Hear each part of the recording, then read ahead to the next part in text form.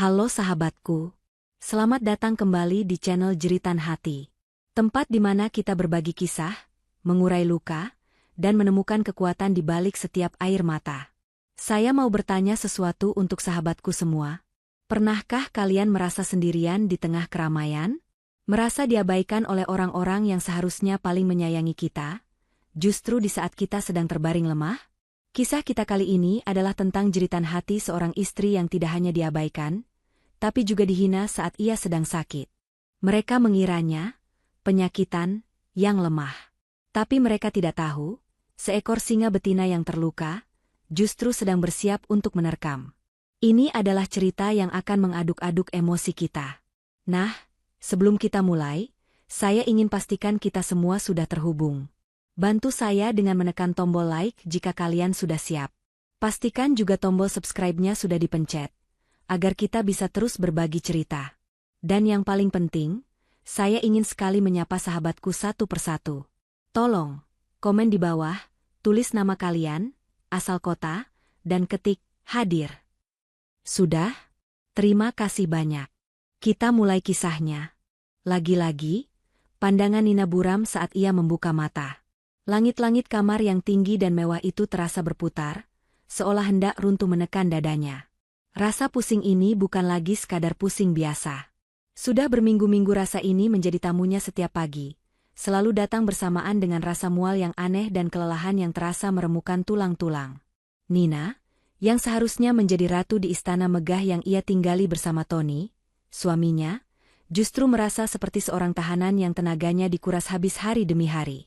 Di sampingnya, di ranjang berukuran raksasa itu, tempat tidur sudah dingin. Tony pasti sudah lama pergi. Entah ke ruang gym pribadi mereka di lantai bawah, atau mungkin sudah berangkat kerja tanpa pamit. Nina tak pernah tahu pasti. Komunikasi di antara mereka sudah lama retak. Seperti gelas kaca yang indah namun sudah terlihat garis-garis pecahnya, menunggu waktu untuk hancur berkeping-keping. Nina memaksakan diri untuk bangkit, memegang kepalanya yang terasa berat. Kakinya terasa seperti timah saat menuruni tangga marmer yang dingin, tangga yang dulu ia pilih sendiri desainnya. Dari ruang makan, terdengar tawa renyah yang seketika menghentikan langkahnya. Itu tawa Siska, iparnya, adik kandung Tony. Dan tentu saja, tawa Ibu Mira, ibu mertuanya. Tawa mereka selalu terdengar nyaring di rumah ini, tawa yang tak pernah melibatkan Nina. Seolah kebahagiaan mereka hanya lengkap jika Nina tidak ada di dalamnya. Saat Nina akhirnya tiba di ambang pintu ruang makan, tawa itu berhenti mendadak. Seperti siaran radio yang dimatikan paksa. Keduanya menatap Nina dengan tatapan dingin yang sama. Ibu Mira menggeser cangkir kopinya dengan keras. Terdengar gumaman Ibu Mira, menyebutnya menantu pemalas yang baru bangun saat matahari sudah tinggi. Nina hanya menelan ludah, berusaha mengabaikan rasa perih di hatinya. Pemandangan ini sudah menjadi sarapan paginya setiap hari. Ia mencoba meraih teko air putih di atas meja, namun tangannya gemetar. Gelas yang ia pegang nyaris terlepas. Siska melihat itu dengan tatapan sinis yang tak disembunyikan. "Kenapa lagi? Pura-pura sakit lagi, Kak?" sindir Siska, dengan penekanan pada kata, "Kak," yang terdengar seperti ejekan. Nina menggeleng pelan. Aku benar-benar pusing. Yes. Dan mual sekali pagi ini," ucap Nina lirih, lebih seperti laporan daripada keluhan. Tepat saat itu, Tony muncul dari ruang kerjanya, sudah rapi dengan kemeja biru mahal yang disetrika licin. Ia menatap Nina dengan pandangan jengkel yang sama. Tony berkata dengan nada tajam, bahwa pagi-pagi Nina sudah mengeluh. Ia menyalahkan Nina yang membuat suasana sarapan menjadi tidak enak, padahal ibu dan Siska sedang menikmati pagi mereka. Nina terdiam membeku di tempatnya. Dibentak pelan seperti itu di depan ibu mertua dan iparnya, adalah hal yang paling memalukan. Ini yang selalu terjadi. Keluhannya dianggap angin lalu. Rasa sakitnya dianggap lebay dan mencari perhatian. Apa aku ini berlebihan? Apa aku hanya manja seperti kata Ibu Mira? Batin Nina, keraguan-raguan mulai menggerogoti keyakinannya. Ibu Mira segera menimpali, suaranya penuh kemenangan. Ia berkata, "Makanya jadi perempuan itu harus kuat, jangan cengeng."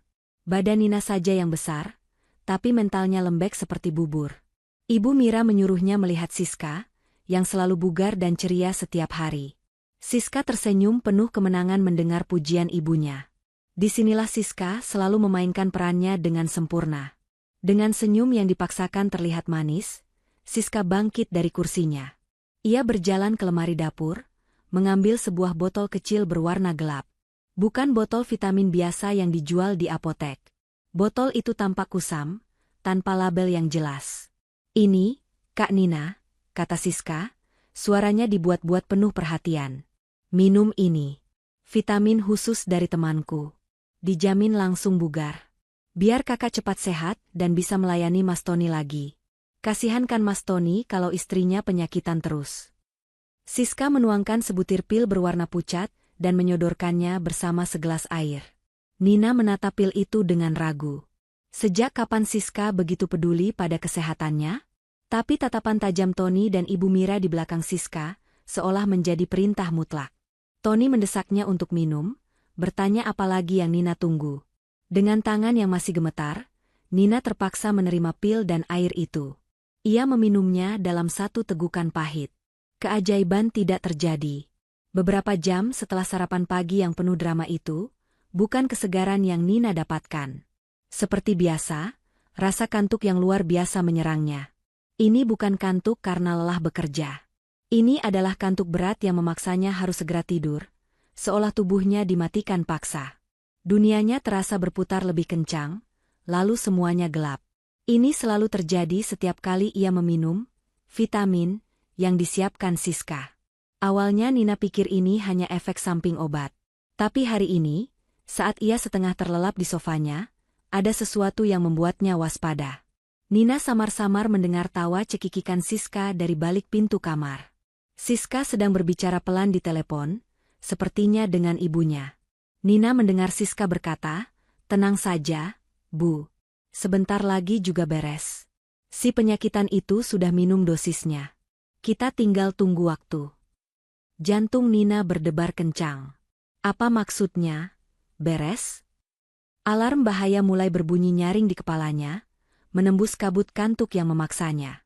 Gelas kaca itu bukan hanya retak, tapi seseorang jelas sedang berusaha menghancurkannya. Kecurigaan itu adalah bensin yang menyalakan api kecil di dalam diri Nina.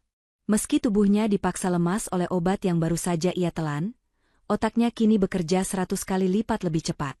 Dosisnya? Beres? Apa yang Siska rencanakan? Nina memaksakan diri untuk tetap terjaga. Ia menggigit bibirnya hingga terasa asin darah, menampar pipinya pelan, apa saja untuk melawan efek obat yang menariknya ke jurang kegelapan. Ia harus bangun. Ia harus mencari bukti. Tapi tubuhnya mengkhianatinya. Efek obat hari ini terasa jauh lebih kuat, seolah Siska sengaja menambah takarannya. Pandangannya mulai bergelombang hebat. Lantai marmer yang dingin terasa miring. Ia mencoba bangkit dari sofa di ruang keluarga, berniat lari ke kamarnya dan mengunci diri, tapi kakinya menolak perintah. Ia terhuyung, menabrak meja vas porselen di sudut ruangan. Suara vas yang pecah berkeping-keping di lantai seharusnya memekakan telinga. Tapi bagi Nina, suaranya terdengar jauh dan teredam. "Mas, Tony." Ia mencoba berteriak, tapi yang keluar hanya bisikan parau. Ia merangkak, berusaha menjauh dari ruang tamu, menuju tangga. Ia harus ke kamar, ia harus mengambil ponselnya. Siska dan Ibu Mira pasti mendengar suara vas pecah itu, tapi tak ada langkah kaki yang datang menolong. Terdengar samar-samar Ibu Mira mengomel dari ruang makan. "Sudah penyakitan, sekarang ceroboh pula. Merusak barang saja bisanya." Diikuti tawa Siska yang menyayat hati. Mereka tahu ia jatuh. Mereka tahu ia butuh bantuan. Dan mereka membiarkannya. Kesadaran itu menghantam Nina lebih keras daripada benturan kepalanya di lantai. Ia sendirian dalam bahaya, di dalam rumahnya sendiri. Dengan sisa-sisa tenaga terakhirnya, ia menyeret tubuhnya menaiki satu persatu anak tangga, sebuah perjuangan yang terasa seperti mendaki gunung terjal. Dadanya sesak, napasnya pendek-pendek. Akhirnya ia sampai di depan pintu kamarnya. Ia mendorong pintu itu dan langsung ambruk di lantai kamar mandi yang dingin. Rasa mual yang ia tahan sejak pagi kini meledak. Ia memuntahkan segalanya, isi perutnya terasa terbakar. Tubuhnya gemetar hebat, Keringat dingin membanjiri pelipisnya. Ini bukan sakit biasa. Ini adalah keracunan. Ponselnya tergeletak di meja wastafel, hanya berjarak 1 jengkal dari jangkauannya. Ia mengulurkan tangannya yang gemetar hebat. Dapat. Dengan jari-jari yang kaku dan sulit digerakkan, ia membuka kunci layar. Nama pertama yang ia cari adalah Mas Tony. Ia menekan tombol panggil. 1 detik, 2 detik. Nada sambung terdengar, lalu tiba-tiba panggilan itu ditolak. Tony mematikannya. Jantung Nina serasa diremas. Tony menolak panggilannya. Nina menangis tanpa suara, air mata bercampur dengan keringat dingin. Ia tidak boleh menyerah. Ia mencoba lagi. Kali ini ia menelepon Siska. Ia tahu Siska ada di bawah. Ia mendengar nada dering ponsel Siska berbunyi dari lantai bawah, diikuti tawa cekikikan. Lalu, sama seperti Tony, panggilan itu ditolak mentah-mentah. Siska tahu ia menelepon, dan ia sengaja mengabaikannya. Nina sudah kehabisan napas, tapi ia mencoba 1 nama terakhir. Ibu Mira. Ia menekan nomor ibu mertuanya. Kali ini bahkan tidak ada nada sambung. Panggilannya langsung masuk ke kotak suara. Ibu Mira pasti sudah memblokir nomornya, atau setidaknya menolak panggilannya sejak awal. Habis sudah. Tak ada satupun dari mereka yang peduli. Mereka benar-benar ingin ia lenyap. Di tengah keputusasaan yang pekat, di lantai kamar mandi yang dingin, Nina melihat bayangannya di cermin lemari yang besar. Seorang wanita pucat, berantakan, dan tampak menyedihkan. Bukan. Ia menolak untuk berakhir seperti ini. Dengan sisa kesadaran yang hampir hilang, ia tidak lagi menelepon keluarganya. Ia membuka tombol panggilan darurat. Jari-jarinya yang kaku salah menekan beberapa kali sebelum akhirnya berhasil mengetik angka yang benar. Ambulans. Petugas di seberang sana menjawab dengan sigap. Nina hanya bisa berbisik, "Tolong saya diracuni, di rumah." Ia menyebutkan alamatnya dengan suara yang nyaris tak terdengar, sebelum ponsel itu terlepas dari genggamannya. Pandangannya menggelap total. Hal terakhir yang ia dengar adalah suara sirine yang samar-samar mendekat dari kejauhan, bercampur dengan suara tawa Siska yang masih terdengar dari lantai bawah, seolah merayakan sesuatu. Saat tim medis akhirnya berhasil mendobrak pintu kamarnya beberapa menit kemudian, setelah dipersulit oleh Siska yang berpura-pura kaget di lantai bawah, mereka menemukan Nina sudah tidak sadarkan diri di lantai kamar mandi, dalam keadaan yang sangat kritis. Ia dibawa keluar dengan tandu, melewati Siska dan Ibu Mira yang menonton dengan tatapan pura-pura panik, sementara Tony bahkan tidak ada di rumah untuk menyaksikan drama yang ia setujui itu. Nina tiba di unit gawat darurat sendirian, tanpa identitas keluarga, hanya sebuah nama pada gelang pasien yang buru-buru dipasang perawat. Bau desinfektan yang tajam adalah hal pertama yang menusuk indera penciuman Nina saat ia perlahan-lahan ditarik dari kegelapan. Hal kedua adalah suara, bip, monoton yang teratur dari mesin di sebelahnya. Matanya mengerjap beberapa kali, mencoba menyesuaikan diri dengan cahaya lampu neon yang menusuk di langit-langit. Ini bukan kamarnya. Ini bukan istananya. Ini adalah ruangan putih steril yang dingin. Sebuah selang infus tertancap di punggung tangannya, mengirimkan cairan bening yang dingin ke dalam nadinya. Kepalanya masih terasa berat, sisa-sisa racun seolah masih berputar di sistemnya, namun kabut tebal yang memaksanya pingsan tadi sudah sedikit menipis. Ia sendirian. Kesadaran itu menghantamnya dengan keras. Ia berhasil diselamatkan, tapi ia benar-benar sendirian. Seorang perawat masuk ke dalam ruangan, langkahnya sigap. Wajahnya profesional namun datar, seolah sudah melihat terlalu banyak drama dalam satu malam. Ia memeriksa monitor di sebelah Nina. "Anda sudah sadar, Ibu Nina? Anda beruntung sekali. Tim medis datang tepat waktu. Lambung Anda sudah kami bilas. Anda akan kami pindahkan ke ruang rawat inap biasa setelah dokter jaga selesai memeriksa Anda," jelas perawat itu sambil mencatat sesuatu di papan klipnya. Nina mencoba berbicara, tapi tenggorokannya terasa kering dan perih. "Air," bisiknya parau. Perawat itu membantu Nina minum sedikit air dari gelas dengan sedotan. "Keluarga suami saya," lanjut Nina. Perawat itu menghentikan catatannya sejenak. Ia menatap Nina dengan tatapan yang sulit diartikan, campuran antara iba dan jengkel.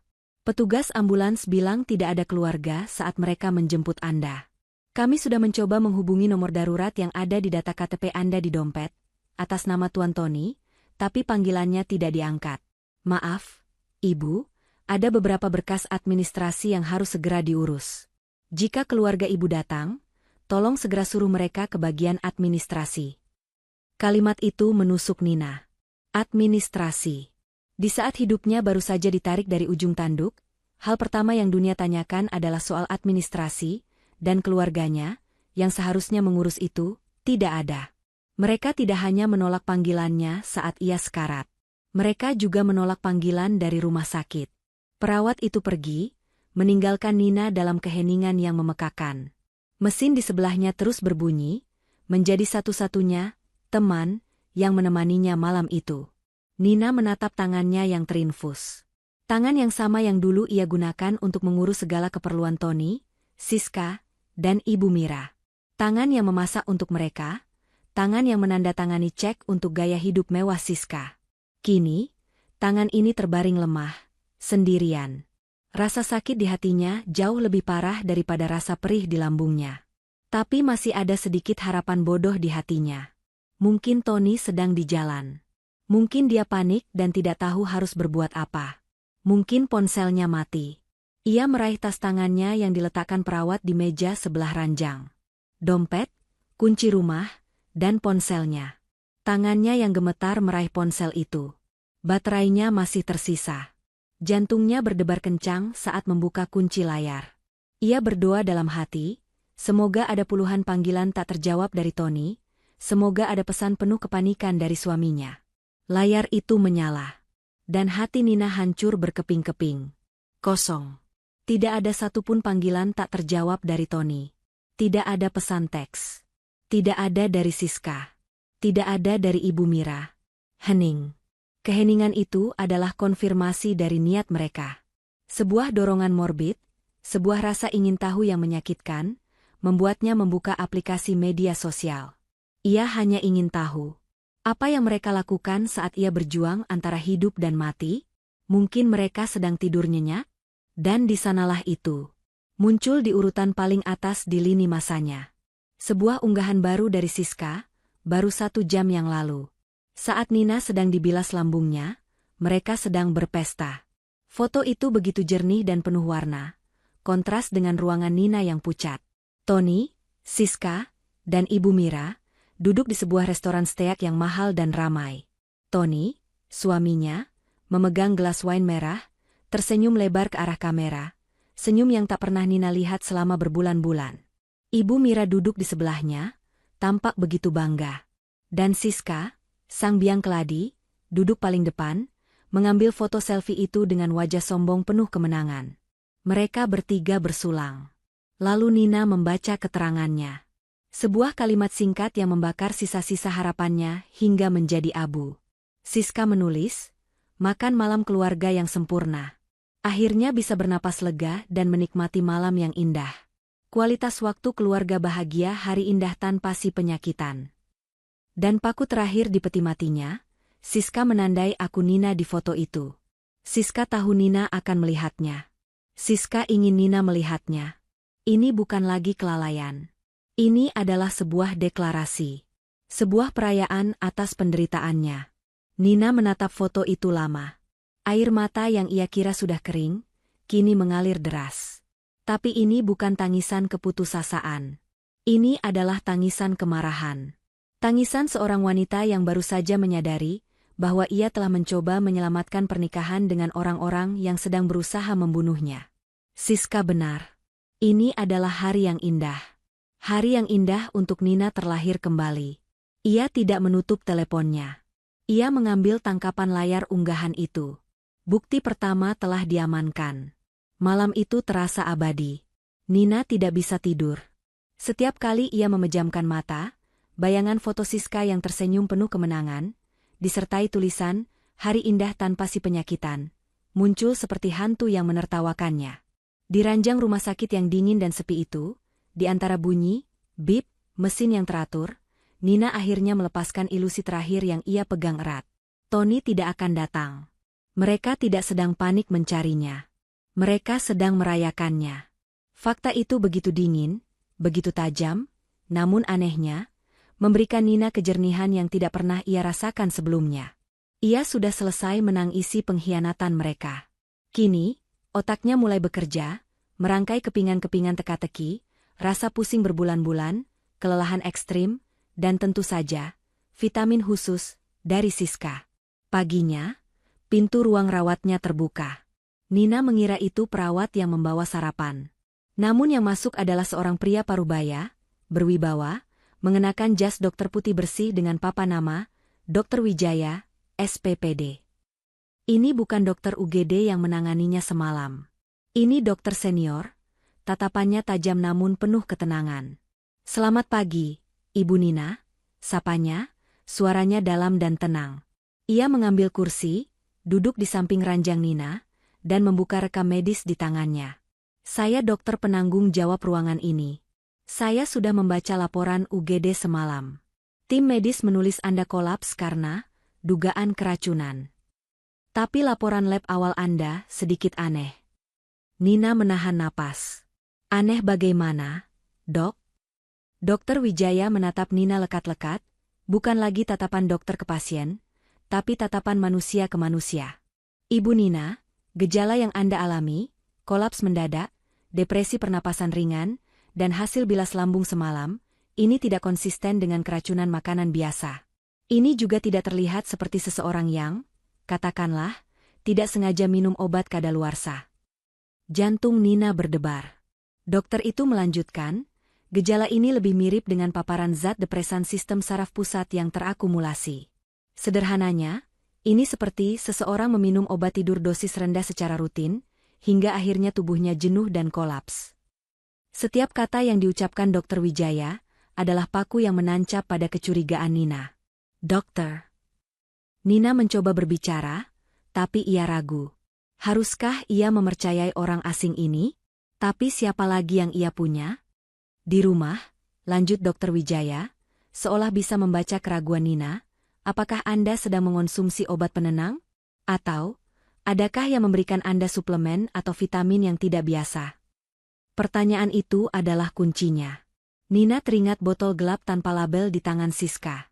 Ia teringat kalimat, "Dosisnya sudah diminum." "Ada, Dok," jawab Nina, suaranya bergetar menahan amarah. "Ipar saya, Siska. Dia memaksa saya minum vitamin, khusus, setiap pagi. Sudah berminggu-minggu. Dan semalam, sebelum saya pingsan, dia memberikannya lagi." Ekspresi Dr. Wijaya tidak berubah, tetap profesional, namun matanya menyiratkan bahwa ia telah menemukan jawaban yang ia cari. Ia mengangguk pelan. "Saya menduga ke arah sana." Ia menutup rekam medis itu. "Ibu Nina, kita bisa menghentikan pemeriksaan sampai di sini.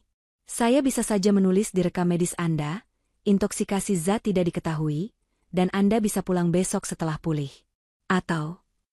Dokter itu berhenti sejenak, memberi Nina pilihan. "Kita bisa mencari tahu apa zat itu. Kita bisa lakukan tes toksikologi lengkap. Tes darah dan urin yang spesifik untuk mencari panel obat penenang, obat tidur, atau zat berbahaya lainnya. Ini akan memberi kita bukti konkret." "Bukti." Kata itu menggema di kepala Nina. Bukti. Bukan hanya dugaan. Bukan hanya sakit hati. Tapi bukti hitam di atas putih yang bisa ia gunakan. "Saya mau, Dok," kata Nina tegas, suaranya tidak lagi bergetar. "Saya mau tes itu. Saya mau tahu apa yang mereka masukkan ke tubuh saya." Dokter Wijaya mengangguk puas. "Baik. Saya akan segera meminta perawat mengambil sampelnya. Ini akan memakan waktu. Hasilnya mungkin baru keluar besok." Lalu, dokter itu mencondongkan tubuhnya sedikit. Suaranya melembut. "Ibu Nina, satu hal lagi. Ini penting. Mulai detik ini, jangan makan atau minum apapun yang tidak datang langsung dari perawat yang ditugaskan di ruangan ini. Tidak ada makanan dari luar. Tidak ada minuman yang dibawakan penjenguk. Mengerti?" "Tapi, tidak ada yang akan menjenguk saya," kata Nina getir. Dokter Wijaya menatapnya dengan iba sesaat. "Ini hanya prosedur standar keamanan untuk kasus seperti ini. Hasil tes ini bersifat rahasia. Hanya Anda dan saya yang akan tahu. Ia bangkit dari kursinya. Fokus Anda sekarang adalah pulih. Biarkan tubuh Anda membersihkan sisa racunnya. Selebihnya, biarkan kami yang bekerja. Dokter itu pergi, meninggalkan Nina sendirian lagi. Tapi kali ini, kesendirian itu terasa berbeda. Itu bukan lagi kesendirian yang menyedihkan. Itu adalah kesendirian yang strategis. Ia menatap selang infus di tangannya. Itu bukan lagi tanda kelemahan. Itu adalah amunisi. Ia mengambil ponselnya, membuka kembali tangkapan layar unggahan Siska. Hari indah tanpa si penyakitan. Nina tersenyum dingin. Kita lihat, bisiknya pada layar ponsel itu. Kita lihat, hari siapa yang akan benar-benar indah. Waktu di rumah sakit terasa berjalan dalam ritme yang berbeda. Satu hari terasa seperti seminggu. Nina menghabiskan 24 jam berikutnya dalam kesunyian yang hanya dipecahkan oleh suara langkah perawat di koridor atau derit troli makanan. Ia mematuhi perintah Dr. Wijaya dengan disiplin ketat. Ia hanya memakan bubur rumah sakit yang hambar dan meminum air mineral kemasan yang segelnya ia buka sendiri. Ponselnya tetap diam membisu. Tidak ada Tony, tidak ada Siska, tidak ada Ibu Mira. Keheningan itu adalah jawaban paling jelas yang pernah ia terima. Mereka benar-benar tidak peduli apakah ia hidup atau mati. Mereka tidak menelepon rumah sakit untuk bertanya. Mereka tidak berusaha mencarinya. Mereka sedang menikmati hari indah mereka. Setiap kali seorang perawat masuk, Nina mengamati mereka. Ia melihat tatapan iba di mata mereka. Ia adalah pasien di kamar 302, pasien yang tidak pernah dijenguk siapapun. Ia bahkan samar-samar mendengar dua perawat muda berbisik di luar pintu kamarnya. Kasihannya, cantik-cantik tapi keluarganya tidak ada yang peduli. Hati Nina berdesir, tapi ia tidak lagi merasa malu. Ia kini tahu, ini bukan nasibnya. Ini adalah skenario yang dirancang. Siang berganti malam, lalu pagi datang lagi. Ia sudah 2 hari di rumah sakit. Fisiknya mulai pulih.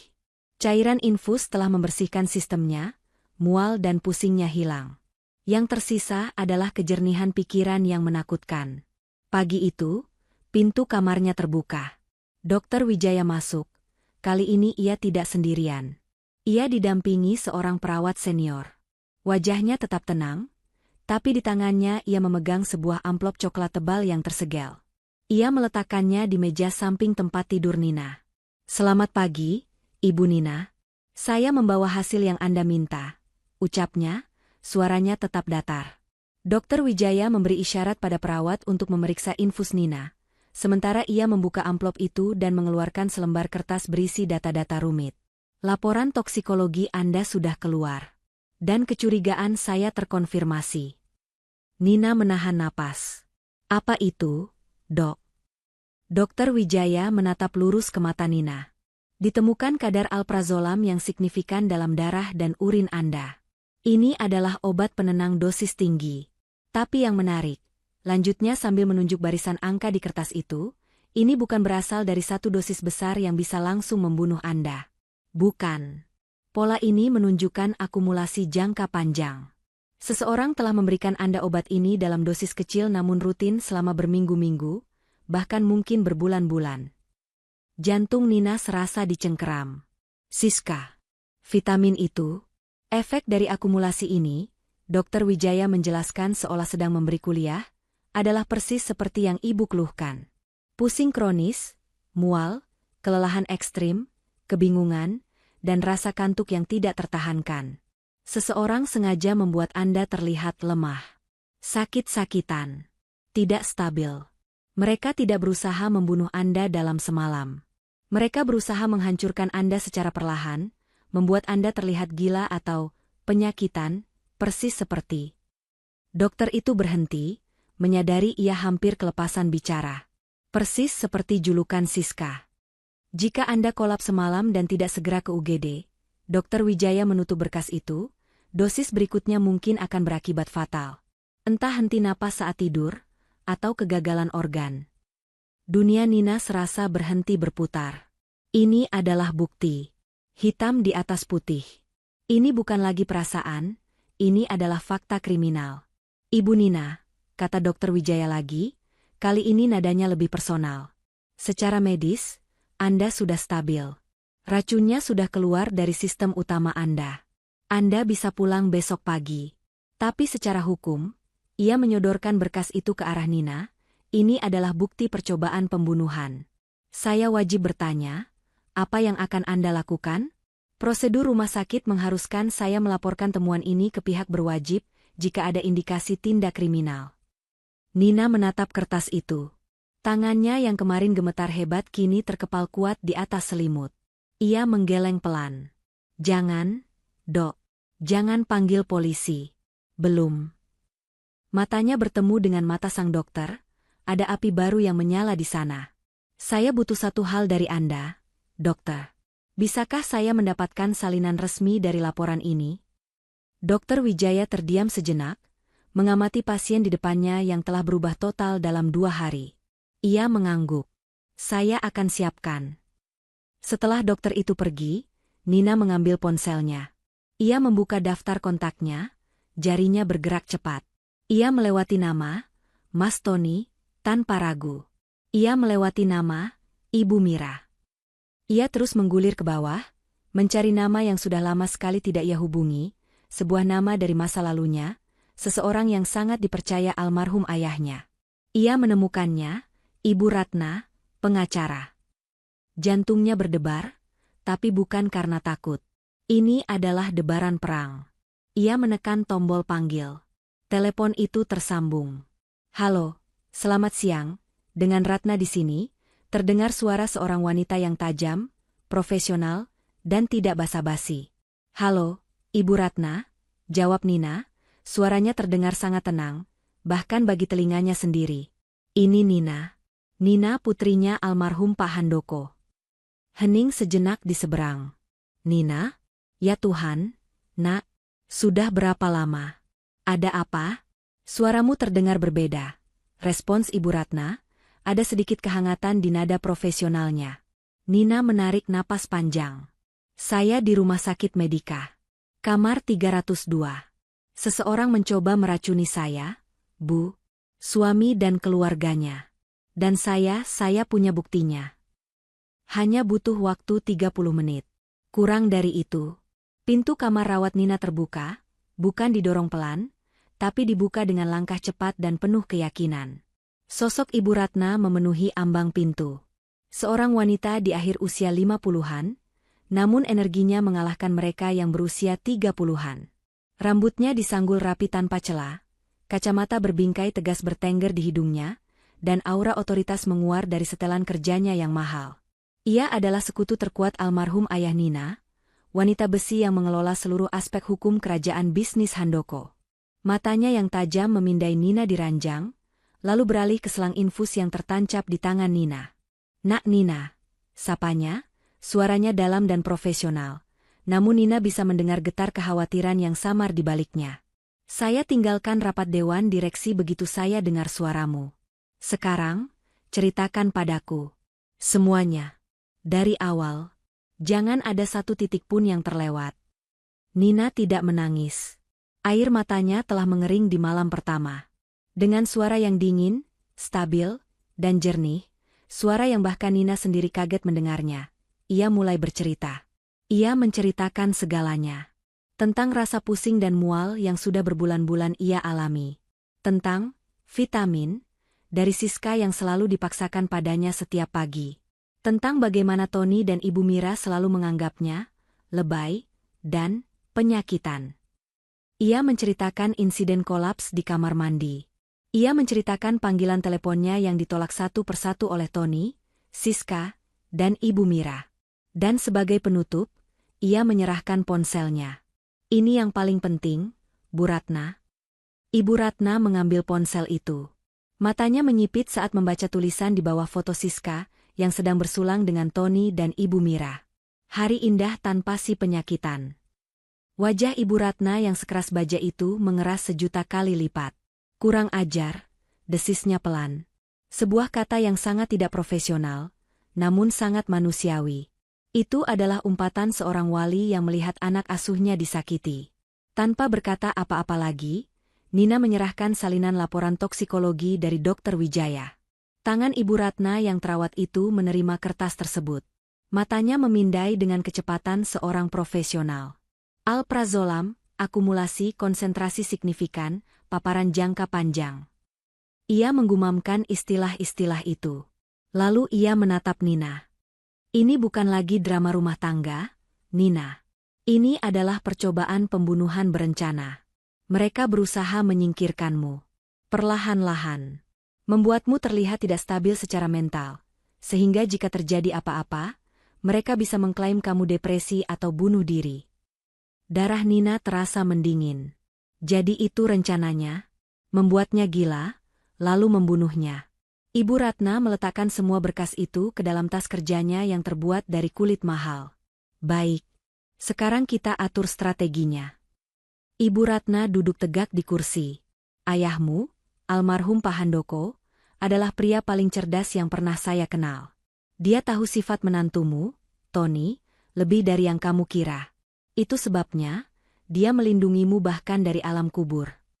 Nina menatapnya bingung. Maksud ibu? Ibu Ratna tersenyum tipis untuk pertama kalinya. Senyum yang dingin dan penuh perhitungan. Nina, katakan padaku, apa kesibukan suamimu akhir-akhir ini? Nina mengerutkan kening. Mengalihkan ingatan dari rasa sakitnya. Dia sibuk sekali. Sudah sebulan ini. Katanya sedang mengurus tender besar. Proyek properti miliaran rupiah. Dia bilang ini adalah pencapaian terbesar dalam karirnya, pembuktian dirinya. Mata Ibu Ratna berkilat penuh kemenangan. Proyek dari perusahaan apa? Coba ingat namanya. Nina berpikir keras. Tony sering menyebut nama itu dengan nada angkuh. PT, sesuatu yang besar. PT, Jaya Angkasa Group. Ibu Ratna tertawa pelan. Tawa yang membuat Nina merinding. Tepat sekali dugaanku. Nina, sayang, kata Ibu Ratna, PT Jaya Angkasa Group adalah holding company utama milikmu. 100% warisan tunggal dari ayahmu, yang dipegang atas namamu dalam struktur trust yang sangat rumit. Fakta itu menghantam Nina seperti 1 ton batu bata. Apa? Ya, suamimu yang angkuh itu, yang merasa hebat itu, selama ini sedang berusaha mati-matian, menjilat ke sana-sini, untuk mendapatkan tender dari perusahaan yang sebenarnya adalah milik istrinya sendiri. Dan dia tidak tahu itu. Tapi, bagaimana bisa? Ayahmu sengaja membuat struktur berlapis.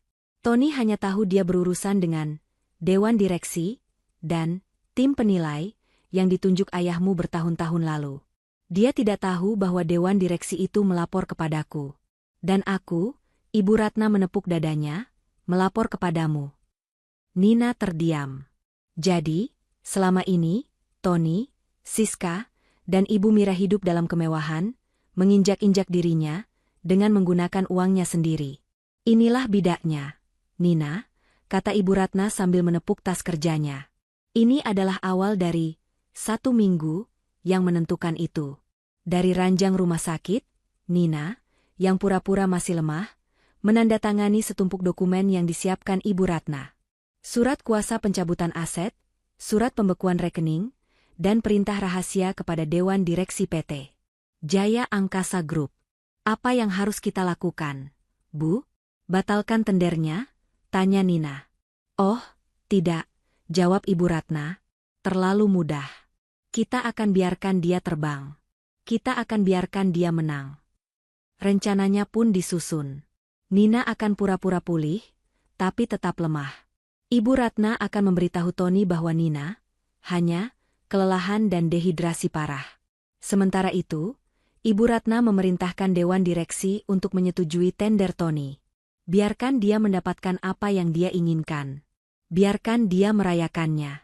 Biarkan dia berada di puncak dunia. Karena semakin tinggi mereka terbang, akan semakin keras mereka jatuh. Hari kepulangan Nina dari rumah sakit adalah hari yang cerah. Ironisnya, sangat kontras dengan mendung yang ia rencanakan. Ia tidak dijemput. Ibu Ratna telah mengatur segalanya. Sebuah taksi online biasa mengantarnya sampai ke gerbang depan rumah megah itu, membuatnya tampak seperti pengunjung yang salah alamat, bukan sang pemilik.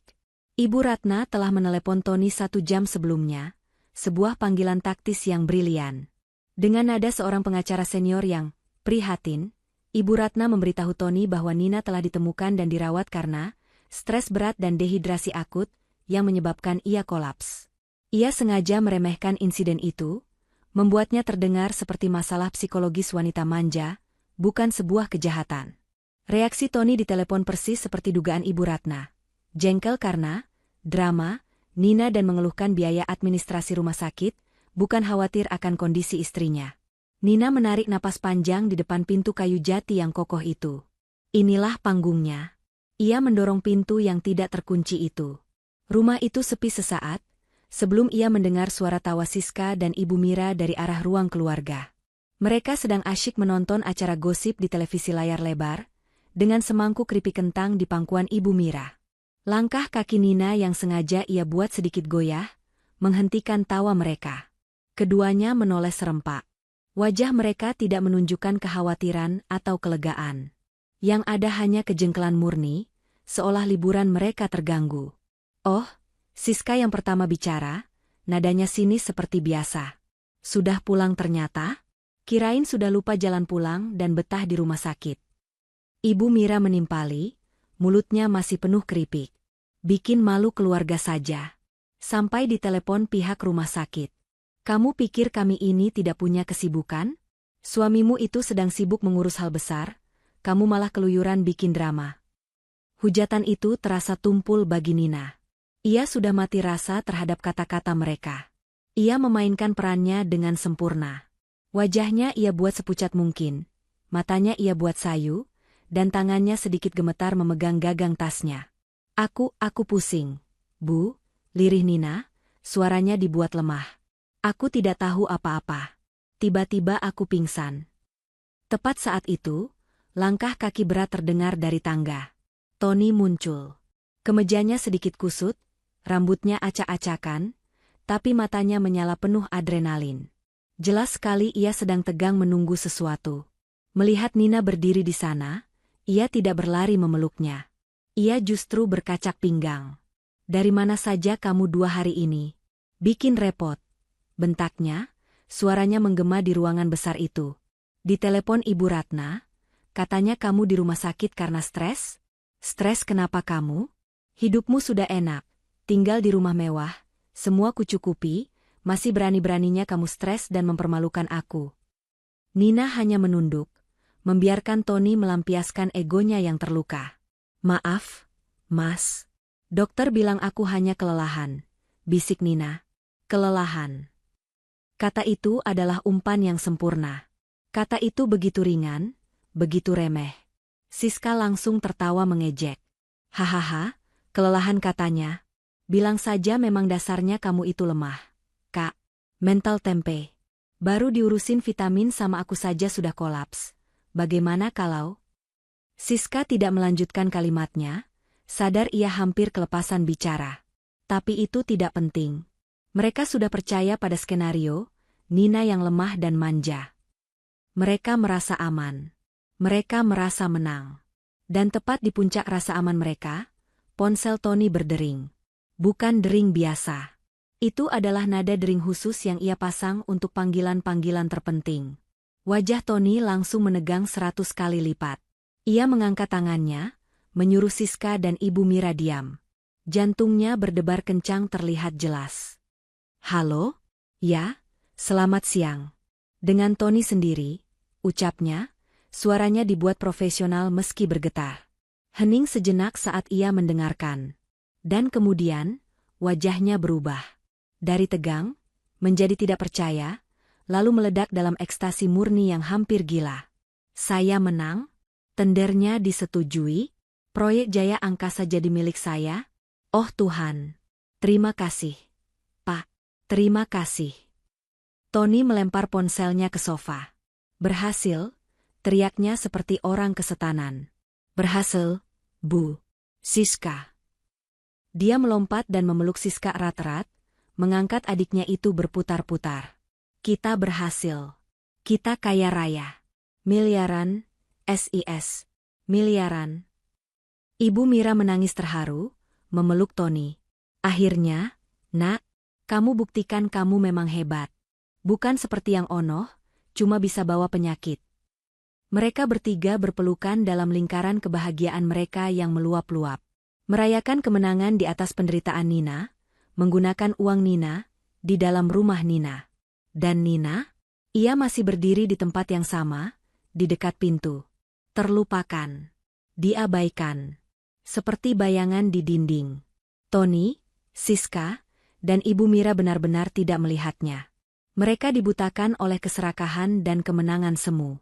Setelah beberapa saat, Tony, yang masih terengah-engah karena euforia, akhirnya melihat Nina sekilas. Tatapannya masih dingin, tapi kini bercampur kesombongan. "Baguslah kamu sudah pulang," katanya, nadanya meremehkan. "Setidaknya kamu bisa pastikan rumah ini bersih dan beres. Kita harus mengadakan pesta. Pesta perayaan terbesar yang pernah ada di rumah ini untuk merayakan kemenanganku." Siska, sambil mengusap air mata bahagianya, menimpali dengan kejam. "Benar, Mas, dan Kakak." Ia menatap Nina dari atas ke bawah. "Pas pesta nanti, Kakak di kamar saja, ya. Jangan keluar. Kami tidak mau tamu-tamu penting." Mas Tony terganggu melihat wajah penyakitan kakak itu. "Urus saja cucian kotor di belakang." "Oke." Ibu Mira mengangguk setuju. "Iya. Jangan bikin malu suamimu." Nina menatap mereka satu persatu. Ia melihat keserakahan di mata Tony, kebencian di mata Siska, dan keangkuhan di mata Ibu Mira. Ia hanya mengangguk lemah. "Iya, Mas. Iya, SIS." Ia berbalik, menyeret kakinya menaiki tangga. Setiap langkah terasa berat, tapi bukan karena sakit. Itu adalah beratnya kepuasan yang tertahan. Begitu ia masuk ke kamarnya dan menutup pintu, masker lemah dan pucat itu luntur seketika. Nina bersandar di pintu, napasnya teratur. Ia tersenyum dingin. Umpan telah dimakan. Pesta perayaan, ide bagus. Itu akan menjadi panggung yang sempurna. Pesta penyitaan. 3 hari berlalu bagaikan angin yang membawa badai. Bagi Tony, Siska, dan Ibu Mira, 3 hari itu adalah euforia murni. Bagi Nina, itu adalah 3 hari mengumpulkan napas, mengasah pedang, dan menunggu mangsanya lengah. Rumah megah itu, rumah Nina, disulap dalam semalam. Jasa event organizer paling mahal di kota dipanggil. Karangan bunga impor berharga puluhan juta rupiah diletakkan di setiap sudut. Catering bintang 5 menyiapkan hidangan yang bahkan Nina, sang pemilik rumah, jarang nikmati. Sebuah panggung kecil didirikan di tepi kolam renang, lengkap dengan sistem suara profesional. Tony tidak main-main. Ia ingin pesta ini dikenang sebagai awal mula dinastinya. Ia ingin semua orang melihat bahwa dialah sang raja. Dan malam itu pun tiba. Malam, pesta di atas kehancuran. Musik klasik yang anggun berganti menjadi jazz yang riang, mengalun di seluruh penjuru rumah. Puluhan tamu penting, rekan bisnis, sosialita teman Ibu Mira, dan beberapa pejabat yang diundang Tony untuk pamer, memenuhi ruangan. Mereka datang membawa senyum palsu dan kekaguman pada kesuksesan instan Tony. Dan di tengah pusaran kemewahan itu, berdirilah sang trio pemenang. Tony tampil gagah dalam setelan tuxedo hitam yang dijahit khusus, harganya pasti setara gaji manajer senior setahun. Ia berdiri di lobi utama, menyalami setiap tamu dengan senyum lebar, menepuk punggung di sana-sini, tawa angkuhnya menggema. Ia adalah pusat alam semesta malam itu. Di sebelahnya, Siska bersinar dalam gaun malam berwarna merah menyala, begitu ketat hingga nyaris tak bisa bernapas, belahannya terlalu tinggi. Ia bergelayut manja di lengan Tony, lalu beralih menyapa tamu-tamu pria dengan kedipan mata genit. Ia bertingkah seperti nyonya rumah, menawarkan minuman, tertawa melengking, menikmati setiap detik perhatian yang ia dapatkan. Dan Ibu Mira? Wanita itu mengenakan kebaya modern bertabur kristal, perhiasan emas di leher dan kedua pergelangan tangannya berkilauan di bawah cahaya lampu kristal. Ia sibuk berceloteh dengan teman-teman sosialitanya, menceritakan, dengan bumbu 1000 kali lipat, betapa jenius putranya, Tony, dan betapa berbakti putrinya, Siska. Tentu saja, di tengah keriuhan itu, ada satu pertanyaan yang tak terhindarkan. Seorang rekan bisnis Tony yang cukup senior menepuk bahu Tony. Luar biasa pestanya, Ton. Megah sekali. Tapi, di mana istrimu? Di mana Nina? Saya tidak melihatnya dari tadi. Pertanyaan itu seketika membuat suasana di sekitar mereka hening sejenak. Ibu Mira, yang kebetulan mendengar, segera menyela dengan akting yang sempurna. Ia memasang wajah sedih yang dibuat-buat. "Oh, Pak Dharma jangan dibahas," ucapnya lirih, suaranya pura-pura prihatin. "Nina kasihan, dia lagi di kamar." Siska menimpali, nadanya lebih tajam. "Biasa, Pak. Kakak saya itu memang fisiknya lemah. Gampang, sakit. Tidak bisa kena ramai-ramai, nanti kambuh. Jadi, Mas Tony suruh istirahat saja di atas. Biar tidak mengganggu pesta." Tony mengangguk, memasang wajah seorang suami yang sabar menghadapi istri, penyakitan. "Ya, begitulah, Pak. Mohon dimaklumi. Yang penting, pestanya harus tetap lanjut. Mari, Pak, kita coba wagyu di sana." Semua orang yang mendengar percakapan itu mengangguk-angguk maklum, melemparkan pandangan iba sekaligus meremehkan. Stigma, Nina si penyakitan yang lemah, kini resmi tertanam di benak semua tamu. Mereka berhasil. Mereka telah melenyapkan Nina dari pestanya sendiri. Tapi mereka salah besar. Nina tidak ada di kamar tidur. Ia tidak sedang meringkuk lemah di balik selimut. Nina berada di ruang kerja almarhum ayahnya di lantai 2. Ruangan itu kedap suara. Dari jendelanya yang berlapis kaca tebal, ia bisa melihat pemandangan kolam renang dengan jelas. Ia bisa melihat panggung kecil itu. Ia bisa melihat Tony yang tertawa pongah, Siska yang berdansa genit, dan Ibu Mira yang sibuk mengambil foto narsis. Nina menatap mereka semua bukan dengan kebencian yang membara, tapi dengan ketenangan yang membekukan. Ia seperti seorang ilmuwan yang mengamati spesimennya di bawah mikroskop. Ia telah menghabiskan 3 hari terakhir di kamar itu, berkomunikasi non-stop dengan Ibu Ratna. Ia sudah menandatangani semua berkas yang diperlukan. Ia sudah memberikan semua instruksi. Malam ini, ia tidak sedang bersembunyi. Ia sedang menunggu hitungan mundur. Di atas meja kerjanya, sebuah laptop menyala, menampilkan 4 layar CCTV berbeda yang memantau setiap sudut penting di rumah itu. Ia melihat segalanya. Waktu menunjukkan pukul 8 malam. Acara puncaknya tiba. Siska mengambil mikrofon.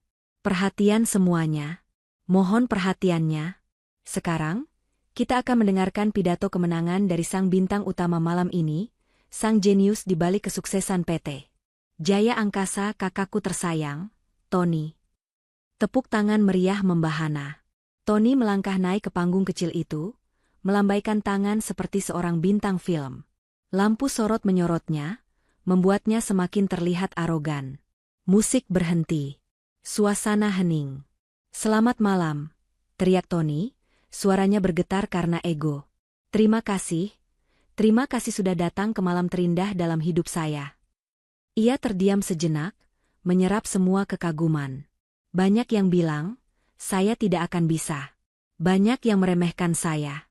Bahkan, ia tertawa sinis sejenak, banyak gangguan dari dalam rumah sendiri. Para tamu tertawa kecil, mengira itu hanya lelucon. Tapi lihat saya sekarang. Proyek Jaya Angkasa. Proyek miliaran itu, saya menangkan. Dengan kerja keras saya. Dengan otak saya. Di lantai 2, Nina menyaksikan pidato itu tanpa ekspresi. "Saya ingin berterima kasih," lanjut Tony, "kepada 2 wanita hebat yang selalu mendukung saya tanpa syarat. Ibu saya tercinta, Ibu Mira." Tepuk tangan lagi, Ibu Mira menangis haru. "Dan adik saya yang paling saya sayangi, Siska, yang selalu jadi support sistem terbaik." Siska meniupkan ciuman ke arah Tony. "Kemenangan ini, untuk kita. Dan ini baru permulaan.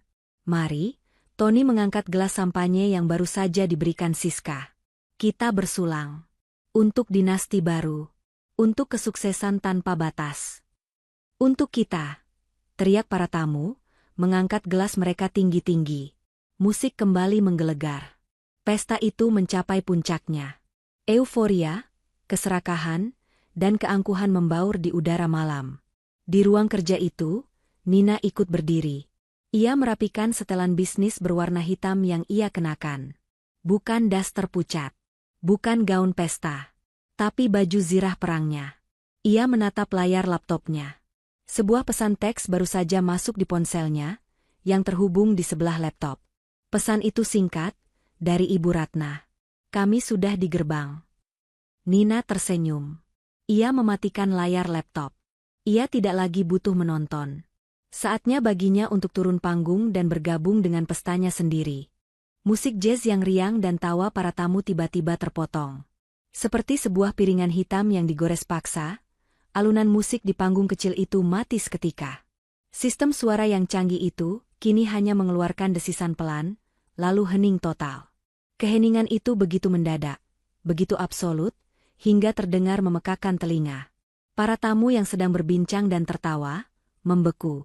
Gelas-gelas wine tertahan di udara, senyuman-senyuman kaku membeku di wajah mereka. Semua orang serentak menoleh ke satu arah, ke sumber interupsi.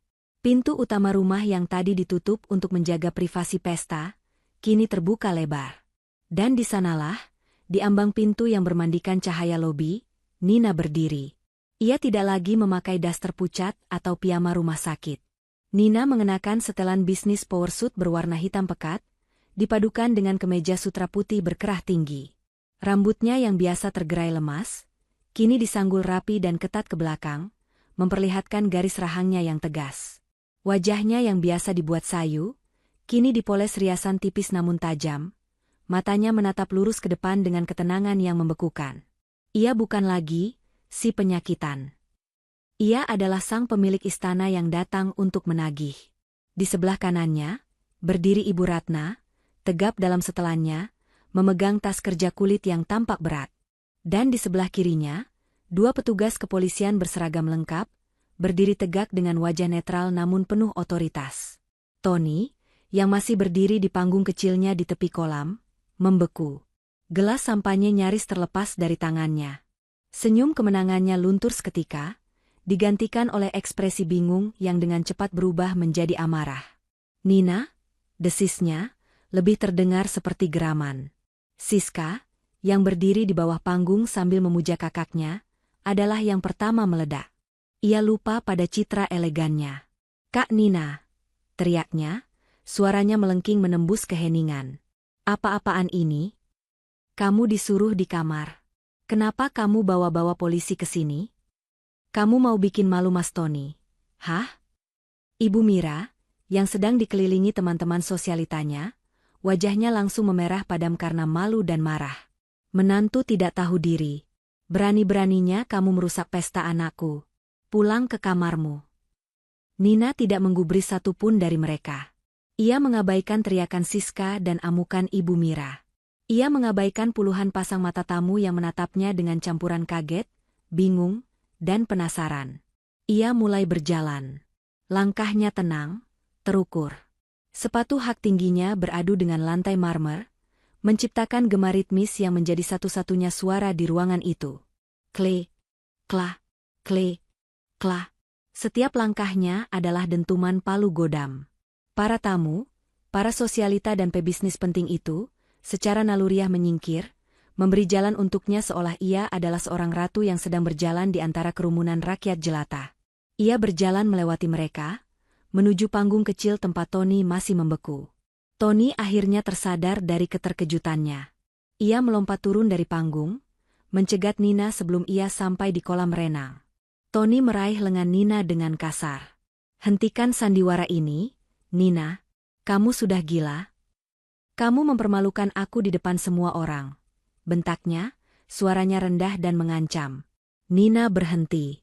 Ia perlahan menundukkan kepalanya, menatap tangan Tony yang mencengkeram lengannya. Lalu, ia mengangkat wajahnya, menatap lurus ke mata suaminya. Tidak ada ketakutan di sana. Hanya ada rasa jijik yang dingin. "Lepaskan," ucap Nina.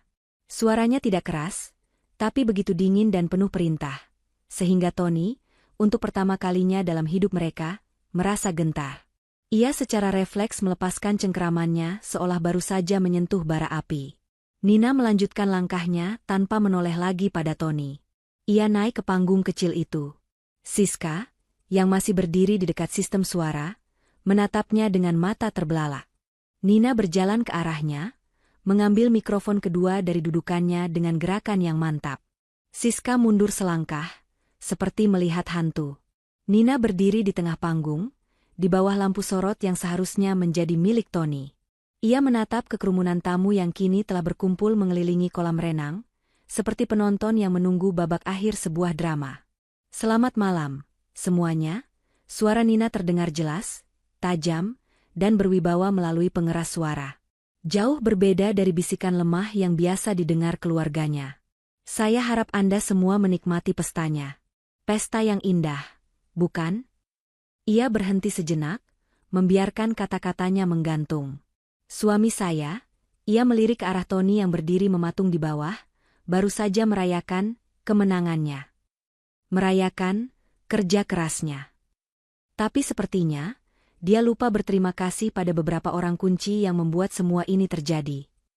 Tony berteriak lagi, "Nina, hentikan omong kosong ini. Petugas, bawa istri saya. Dia tidak sehat. Dia gila." Polisi yang berdiri di dekat pintu masuk tidak bergerak. Mereka hanya menatap lurus ke depan, atasannya sudah jelas, "Jangan bergerak sampai diberi aba-aba oleh Ibu Ratna." "Gila?" Nina tersenyum tipis ke arah mikrofon. "Ah, ya. Gila. Penyakitan. Itu julukan favorit kalian, bukan?" Tatapannya kini beralih, mencari dan mengunci Siska di kerumunan.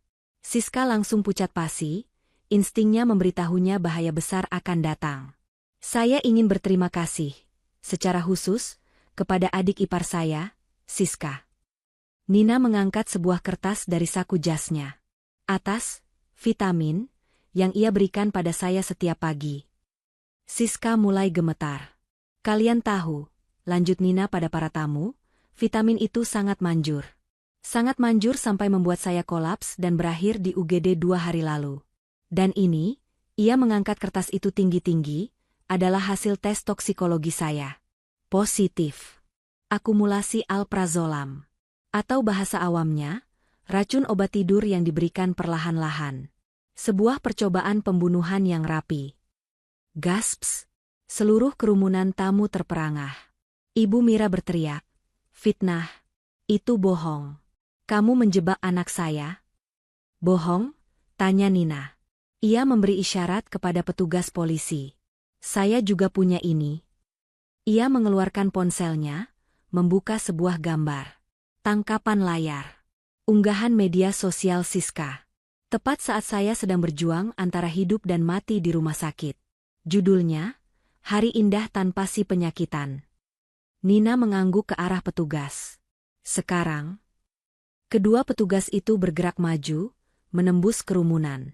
Siska menjerit, "Tidak, itu bukan aku.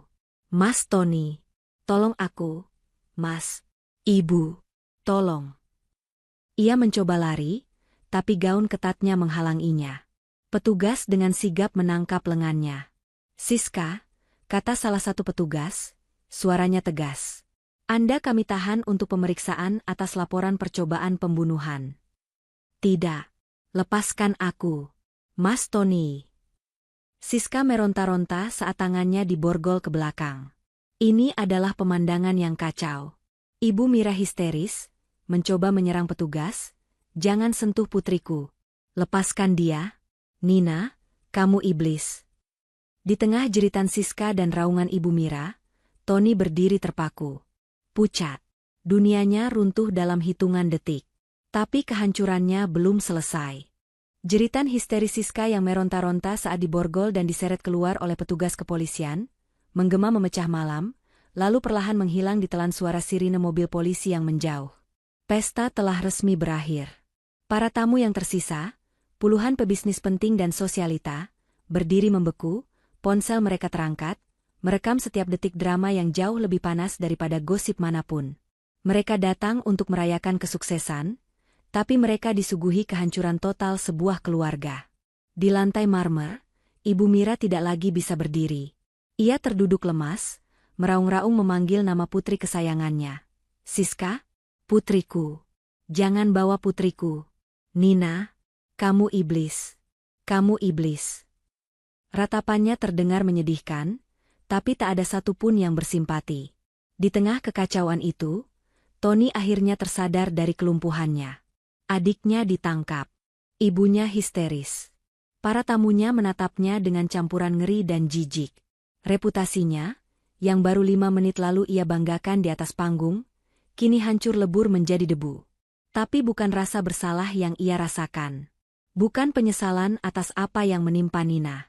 Yang ia rasakan adalah amarah murni seorang raja yang singgasananya baru saja ditendang. Nina, teriaknya, wajahnya merah padam.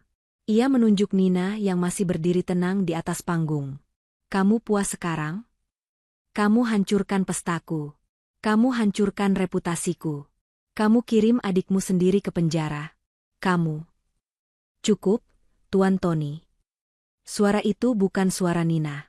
Suara itu datang dari Ibu Ratna. Wanita besi itu melangkah maju dari dekat pintu, tas kerjanya ia pegang dengan mantap. Ia berjalan melewati para tamu yang menyingkir, naik ke atas panggung di samping Nina. Ia tidak mengambil mikrofon, ia tidak perlu berteriak. Otoritasnya sudah cukup mengisi keheningan yang tegang itu. Mari kita luruskan beberapa hal. Ibu Ratna menatap Tony dengan tatapan setajam pisau bedah. 1. Siska bukan adik Ibu Nina. Dia adalah adik Anda. Dan dia adalah pelaku kriminal yang mencoba membunuh klien saya. Kedua, reputasi Anda. Ibu Ratna tersenyum sinis. Reputasi apa yang Anda bicarakan? Reputasi yang dibangun di atas penderitaan istri Anda? Tony gemetar. Anda siapa ikut campur urusan keluarga saya? Saya Ibu Ratna, jawabnya tenang, kuasa hukum utama keluarga Handoko. Dan saya di sini untuk membahas urusan bisnis. Bukan keluarga. Ibu Ratna menoleh ke arah para tamu yang masih menonton. Selamat malam, Bapak dan Ibu sekalian. Maaf atas ketidaknyamanannya. Saya perkenalkan, klien saya, Ibu Nina Handoko. Ibu Ratna meletakkan tangannya di punggung Nina. Adalah pemilik sah dan pemegang saham tunggal 100% dari PT Jaya Angkasa Group. Bagaikan bom kedua dijatuhkan. Para tamu terkesiap. Mereka tahu nama itu. Itu nama perusahaan pemberi tender yang sedang dirayakan Tony. Mata Tony terbelalak. Tidak mungkin. Itu bohong, teriaknya panik. Perusahaan itu milik Dewan Direksi lama. Aku berurusan dengan Pak Wijaya.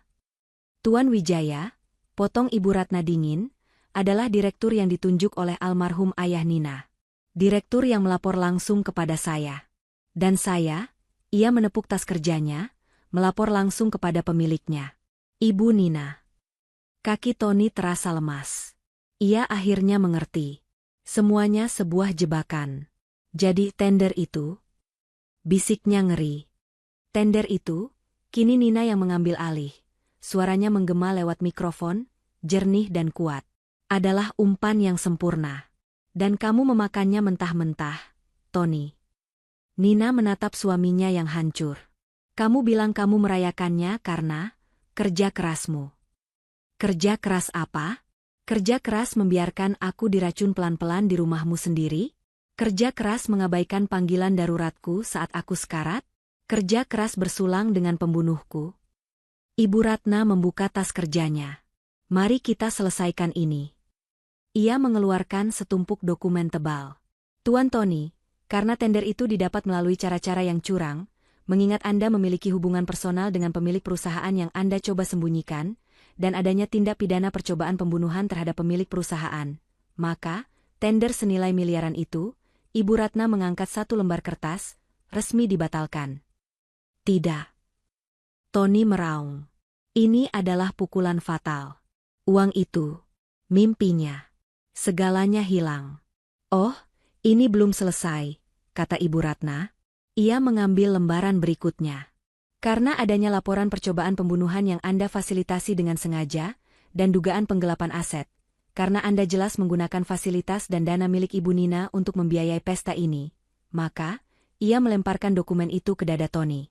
Ini adalah surat pembekuan seluruh aset pribadi dan rekening bersama atas nama Anda. Tony terhuyung mundur. Ia menatap kertas itu dengan nanar. Dan ini, Ibu Ratna melemparkan dokumen kedua. Adalah surat gugatan cerai, dengan tuntutan tanpa harta gonogini sepeser pun. Ibu Mira, yang melihat kehancuran total putranya, bangkit dengan sisa tenaga. Tidak bisa. Kamu tidak bisa ambil semuanya. Rumah ini rumah anakku. Harta Tony juga ada di sini, teriaknya histeris. Ibu Ratna menatap Ibu Mira dengan dingin. Anda salah, Ibu Mira. Anda dan putra Anda hanya menumpang di sini. Ia mengeluarkan dokumen terakhir, yang paling tebal. Ini adalah sertifikat asli kepemilikan rumah. Murni atas nama Ibu Nina Handoko. Dan ini, ia menyerahkannya pada Tony, adalah surat perintah pengosongan. Anda, dan ibumu, memiliki waktu 1x24 jam untuk angkat kaki dari properti ini. Bawa pakaian Anda. Hanya itu. Pesta penyitaan. Itulah judul babak akhir ini. Tony menatap surat pengosongan itu. Tangannya gemetar hebat, hingga kertas-kertas itu jatuh berserakan di lantai panggung. Dunianya runtuh. Adiknya dipenjara. Ibunya meraung-raung. Karirnya musnah. Rumahnya disita. Para tamu, melihat tidak ada lagi yang bisa dinikmati, mulai pergi satu persatu, berbisik-bisik, melarikan diri dari kapal yang tenggelam itu. Dalam 5 menit, ruangan yang tadinya penuh tawa dan musik, kini kosong. Hanya menyisakan Nina dan Ibu Ratna di atas panggung, serta Tony dan Ibu Mira yang hancur di bawah. Tony akhirnya jatuh berlutut. Nina? Panggilnya, suaranya kini pecah, penuh permohonan yang menjijikkan. Nina, maafkan aku tidak tahu, Siska menjebakku. Ibu, jangan lakukan ini. Ibu Mira juga merangkak, memegang kaki Nina. Nina, jangan. Nak, ibu mohon ampuni anak ibu, jangan usir kami. Nina menatap dua manusia yang kini bersujud di kakinya. Wajah mereka basah oleh air mata penyesalan. Penyesalan karena tertangkap, bukan karena berbuat salah. Tak ada sedikit pun rasa iba di hati Nina. Ia meletakkan mikrofon itu kembali kedudukannya. Suara berdesis pelan terdengar, lalu mati. Ia menatap mereka untuk terakhir kalinya. Kalian benar. Katanya pelan, tanpa mikrofon, suaranya hanya untuk mereka bertiga. Ini memang hari yang indah, tanpaku di antara kalian. Ia berbalik, mengabaikan raungan dan tarikan di ujung bajunya. Ia mengangguk pada Ibu Ratna. Keduanya berjalan meninggalkan panggung, melewati sisa-sisa makanan pesta yang mahal, melintasi ruangan yang berantakan. Mereka berjalan menuju pintu utama, meninggalkan Tony dan Ibu Mira yang menjerit histeris dalam istana kosong yang kini menjadi penjara kehancuran mereka. Nina membuka pintu, melangkah keluar menyambut udara malam yang segar. Ia bebas. Pesan moral. Jangan pernah meremehkan wanita yang sedang diam. Bisa jadi dia bukan lemah, tapi sedang mengumpulkan kekuatan untuk mengambil kembali semua yang menjadi haknya.